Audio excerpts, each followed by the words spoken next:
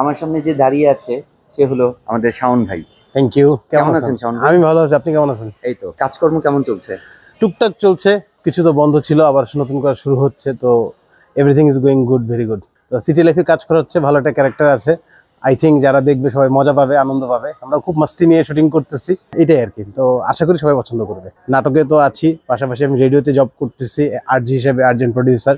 তো সবকিছু মিলিয়ে মোটামুটি ভালোই যাচ্ছে, সবাই দোয়া রাখবেন। অ্যাকচুয়ালি আমি তো মিরাক্কেল 7-এর পার্টিসিপেন্ট ছিলাম, 8-9-এ আমি ছিলাম গ্রুমার। তো 10টা হয়নি, কারণ তখন করোনার সময় ছিল, দ্যাটস ওয়াই যাওয়া হয়নি।